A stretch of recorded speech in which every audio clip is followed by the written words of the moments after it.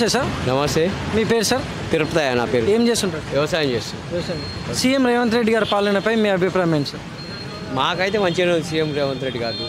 మాకు రైతు బంధు పడ్డది, బీమా వచ్చింది, మాకు దళిత బంధు కూడా కట్ అయింది, అప్పు మంచిగానే ఉంది. మాకైతే మంచిగానే ఉంది.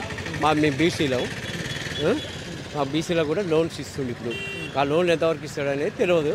ఇప్పుడైతే లోన్స్ ఇస్తాడు, అప్లై చేసుకున్నారు మా పిల్లలు.